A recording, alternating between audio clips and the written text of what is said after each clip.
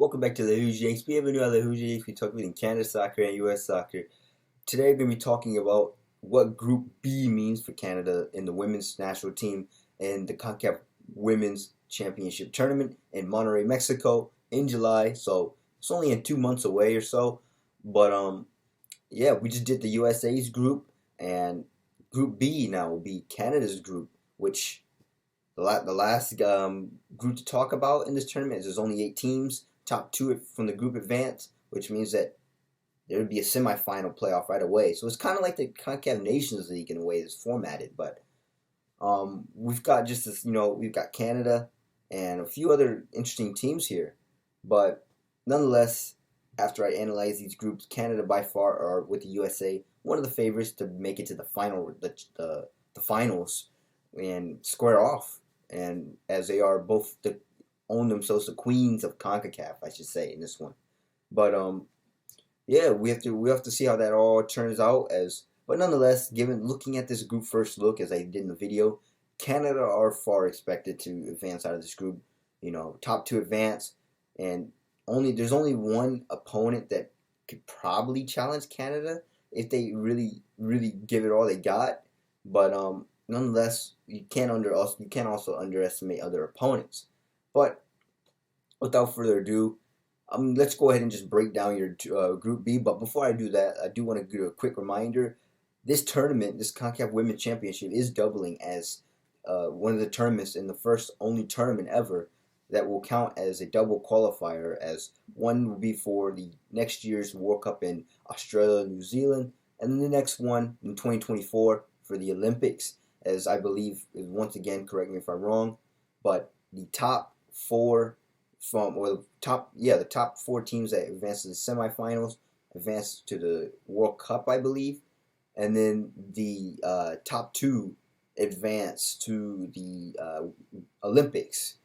Now, once again, I don't know if that's true. I do know. I think the 2 part for the Olympics is right, but the World Cup, I don't know if it's just the winner, even though I believe it's just maybe a semifinal to advance. But we'll see. But if that's true, you're looking at four CONCACAF teams in there, and that'll be a first, and it'll be hopefully fun to watch. But nonetheless, with that out of the way, let's go ahead and just analyze your Group B, shall we? And so we've got Canada, Costa Rica, Panama, and Trinidad Tobago. So we got a few mystery teams in here, but nonetheless, we've got Canada, we've got Costa Rica, Panama, and Trinidad Tobago, and Canada, as I said, is by far expected to advance out of the group.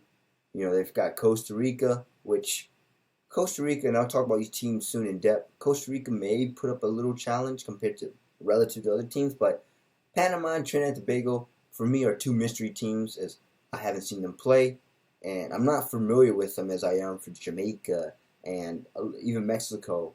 But it's unlike the USA's group. Although this one's being relatively a lighter group, we do got 2 mystery games that I'm really interested in watching for Canada. And that's Panama and Trinidad and Tobago, and I'll get to them later. But before that, I guess I'll start with the overarching thing for all of these teams and what to expect from Canada. And starting with that, they're probably all going to play a low block. And nonetheless, we've seen Canada go against teams at low block recently. Nigeria, which in Victoria and Vancouver, the Vancouver game was 2-0, so that was relatively close. But the Victoria game was the closest, 2-2 tie, as Nigeria scored first, and Canada fought back and tied, and then Nigeria scored again, and Canada fought back and tied. So the low block, if you play it right, is really effective, and this is what it was good preparation for CONCACAF in this tournament, as most of these teams will be playing low block, and a lot of these teams, it's going to be good practice for Canada.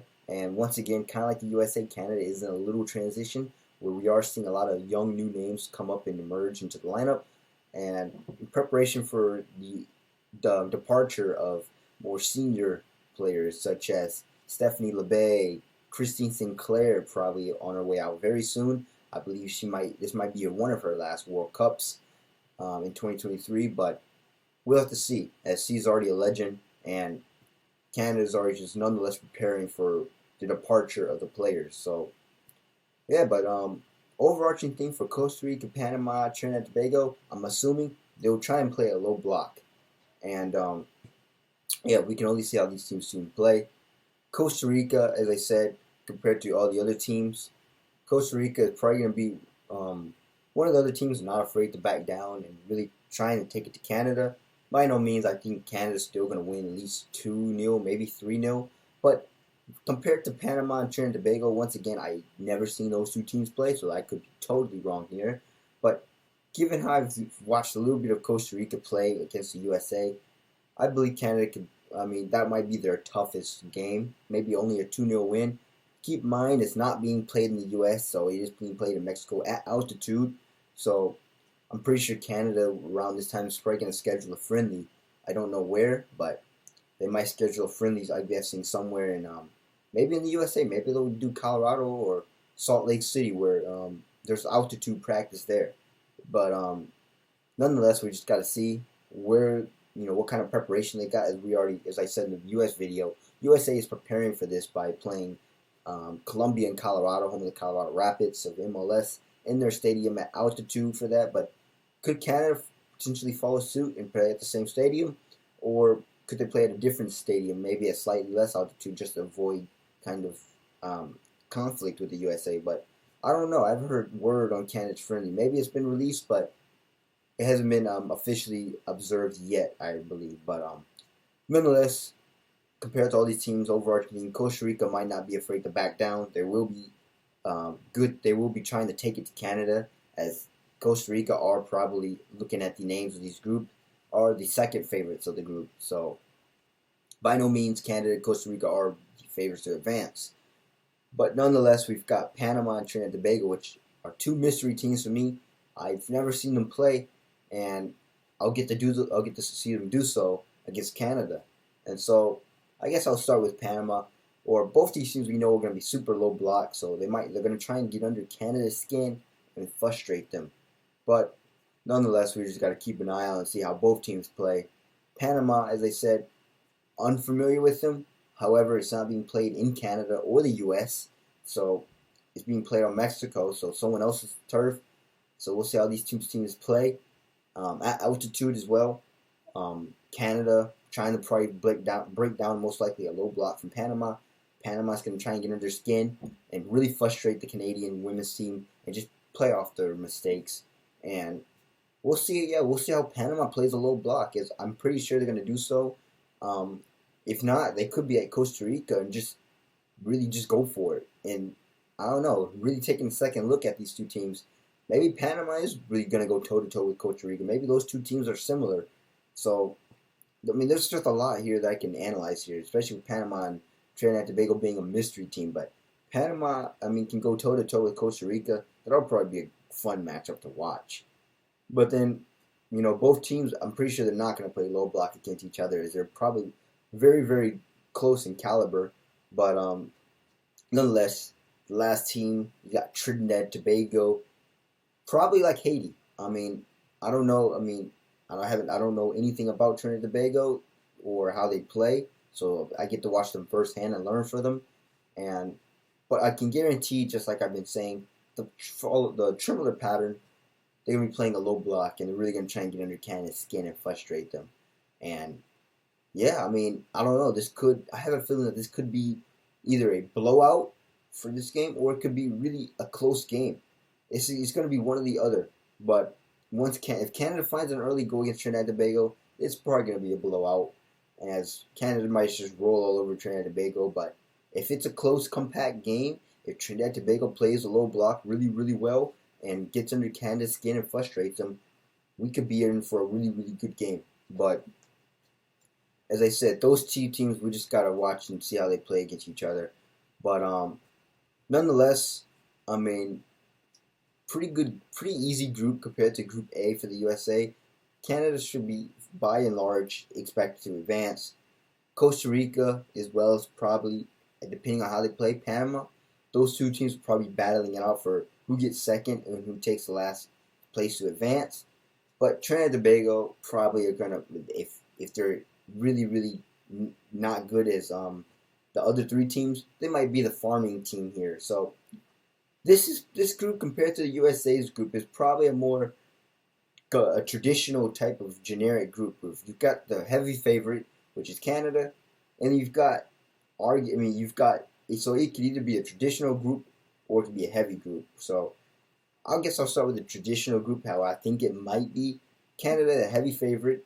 The two medium caliber teams that will be battling it out for who gets the last second place, Costa Rica and Panama, as those two are also rivals.